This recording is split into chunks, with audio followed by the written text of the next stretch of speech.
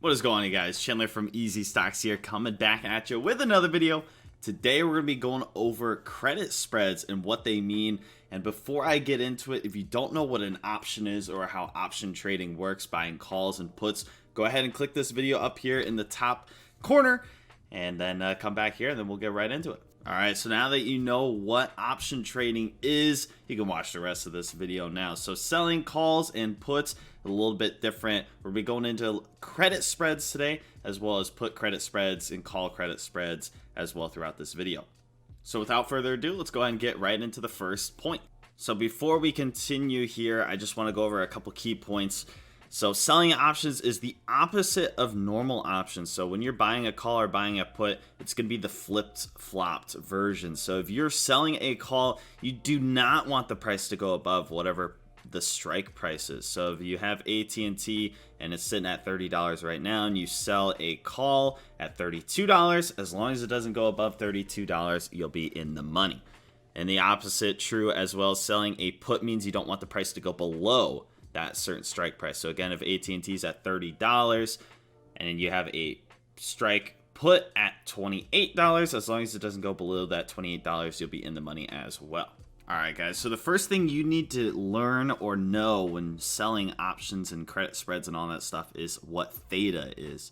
If you don't know what theta is, the technical definition, theta is a measurement of the rate of decline in the value of an option due to the passage of time.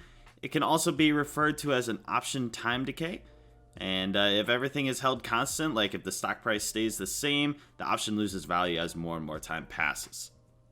So in my own words, it's kind of like inflation. As time passes, your option becomes more and more devalued.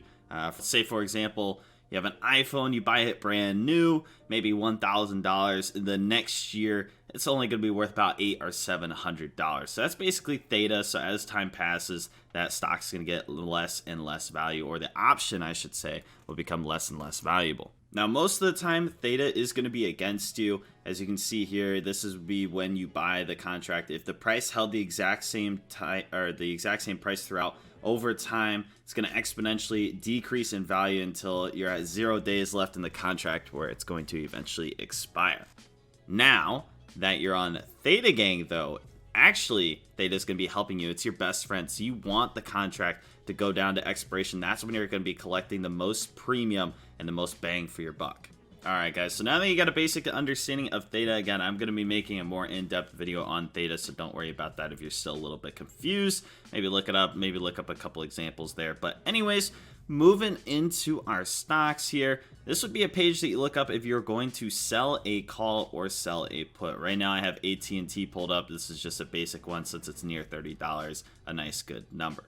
So I'm going to be explaining here in a moment why just selling a put or selling a call is really not a good idea by using a quick little math example for you. So before I get into any examples on why just selling a naked put or naked call is a really bad idea, I want to explain the kind of screen that you'll see. So this is in the trade options tab on Robinhood. You'll go to that sell and the puts.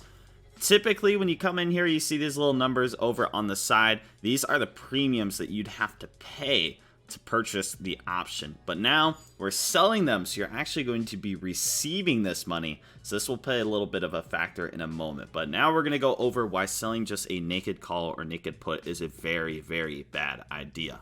All right, so sticking with our At&T example here, let's say the current price is $30.50. And if we were to sell a naked put, let's just go over a hypothetical scenario if that stock happened to drop down to $20.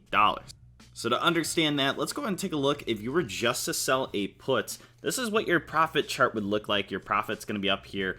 It's capped at whatever your premium is. So say, for example, it's $500. Well, then you can make a maximum of $500 regardless if the stock goes up to $1,000 or stays right above your stock premium. But if that stock tanks down to $20 or so, you have basically unlimited risk. That stock price can tank and you'll be liable to sell it. So if we were to sell a naked put at the $30 mark, that is our scenario here. We are going to collect that $37 worth of premium that I mentioned over there in that couple slides ago. And then let's do the math. So if that stock happened to drop all the way down to $20 from $30, you would take the $20 price that it's at right now and subtract $30 and take that and times that by 100, because each contract has 100 shares, and that's the difference of the two strike prices, or the strike price and what the actual price is right now. And then you're going to also factor in the premium, because you get the premium no matter what. So as soon as you purchase this contract or sell the contract, you're automatically getting $37 into your account. So your loss is going to be $963. Now, I don't know about you, but that is an extremely high loss for just selling and making $37 if it does not drop below that. So our goal is to prevent that from happening by using a credit spread.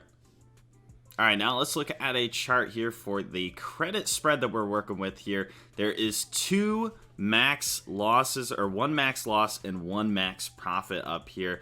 There is no minus $5,000 loss that you can get if the stock drops to $1. It doesn't matter. Your max loss is capped at whatever the difference of the two strike prices are. And your max gain, again, is the difference of the two premiums of the two stocks, which we'll get into here in a good example right now. All right, guys, so we're going into the exact same situation here. We're going to go ahead and do the $30.50 At&T stock, but this time we're going to go ahead and sell a credit spread. So we're going to go ahead and open up the exact same way. We're going to go ahead and sell a put at that $30, and we're going to go ahead and collect $37 in premium. Now, the only difference is we're going to go ahead and buy a put at the $29 strike price, and this is going to cost us $9. So we're going over the exact same situation here. If At&T were to drop to $20, we're going to still collect our $28 in premium. And then our math, since the stock dropped down $10, there's going to be a $10 times 100 is a $1,000 loss there. Now the same thing, we bought a put at $29, so that means we're going to make a little bit of money here. So 29 minus the 20, because that's the difference of the strike price and the price it dropped to. Now that's going to be 9, so 9 times 100 is 900.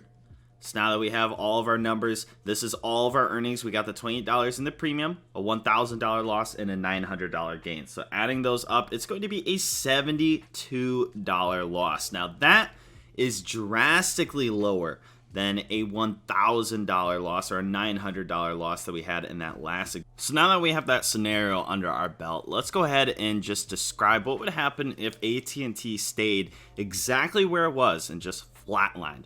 So again, like I said, Theta is on our side, so as time decay goes into place, we're going to be making money and money because the stock value or the option value is going to decrease even though it's still at $30.50. So again, we're going to go ahead and buy the two strike prices. So we're going to collect $28 in profit for premium. The stock ends up exactly where our strike price was at $30. So now doing the math, $30 strike price minus the $30 that it's at right now times 100 is $0, aka it's worthless. And now our bought $29 put minus the $30 that it's at right now times 100 is negative $100. Which is also worthless. So now, taking into account it is $0 because everything is worthless, plus the $28 that we collected from our premium, and we just made $28 in profit. Alright guys, so the final scenario, option number 3, At&T goes to the moon. It goes up to $1 million, alright? At&T now owns Amazon, Tesla, Apple, and everything else. And guess what? We're still going to collect our $28 in premium because this happens no matter what happens. And At&T, in our example, I guess is going to go up to $40. Maybe not $1 million, but that's okay. We're going to go ahead and take our strike price 30 minus the 40. We're going to get a negative 10 times 100. That is negative $1,000. So our person that bought ours is not going to execute. Otherwise, they would lose $1,000, which why would they do that? So it's worthless. And then our put, since it's $29 minus the 40, we're going to get negative 11 times 100, negative $1,100. We're not going to go ahead and do anything with ours because it's also worthless. So 0 plus that $20 from our premium is $28. So we have to keep our premium. Now you guys may be wondering again, Chandler, why am I collecting such small premium on such a pretty decent risk? It's about a 3-to-1 or so risk on certain stocks. And to that, I would say, just remember, you have basically two ways to win. If the stock shoots up to the moon, you win, you collect your premium.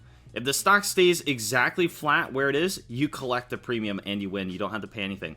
And if it goes down, there's only a limited amount of loss. So it's very calculated. And it can be great if you know the market's going to go up, but you're not confident enough that it's going to go up that you can purchase a call. Because if you are confident and you feel like that price is going to skyrocket up, you might as well buy the call. But if you don't know how much is going to go up, then you might as well do a covered call or a credit spread call or a credit spread put. Now, the next thing I want to talk about is when and where to buy your put spreads, because obviously the premium is going to get higher and higher the more out of the money or the closer to the actual share price. The more volatile a stock is, like such as Tesla or Shopify, one of those stocks are going to have way higher premiums with bigger gaps. You're looking for a good big gap so you can make a lot of money. But you also want to take a chance and take a look at the chance of profit here. So typically I go for anywhere in the high 70s to low 80s, somewhere in that range as a good little mark. Now, At&T doesn't have a lot of stock option strike prices. If you went to Amazon, Tesla, SPY, any of those, you would see a bunch and you'd be able to see it increase by maybe 0.5% each little jump here. And so that is a good opportunity just to look for those upper 70s, lower 80s, but there's also a little more technical that you want to do with that as well. So, taking a look at Amazon now, you want to try to find a support line somewhere. I'll be making a video in the future on what this is, but if you know what that is, you want to try to buy the dips and then sell a put credit spread. So then you don't think it's going to go very much below, and maybe you set that put credit spread below the support line just in case it just barely touches it. You don't want to be out of the money. So again, guys, just to recap here, if you want to calculate your profit for the call or put credit spread, you want to take the difference of the two premiums and multiply it by 100. So for example, if your two premiums are $3.20 for your sell and you're buying it for $2, then you want to take the difference. So you'll get about $8.20. You'll times that by 100, and then you're going to make $120 for that current spread. And then to calculate your max loss, you want to take the difference of the two strike prices and multiply that by 100. And then, of course, you want to subtract the premium that you collect or add it however you want to think about it. So, example, if you have a $100 strike price and a $92 strike price, and we use the premium from our last example, you do the 100 minus the 92, that's going to be 8 times 100, that's 800. You subtract the 120, and then you get 680, and that is your max loss at $680. And then we also got selling options is the opposite of normal options. So if you're selling a call, you do not want the price to go above that strike price on your option call. And if you're selling a put, you don't want that option to go below, or that stock price to go below that strike price on your put.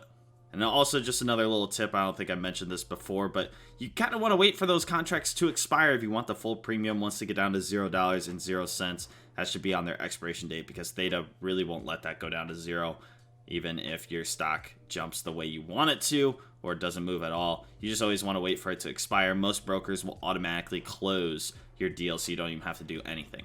And this is something that normally freaks out a bunch of people, but if your option is showing $0.00, this is good. That means you've collected the full amount of premium and you do not owe anything, so you'll be getting all your money for it.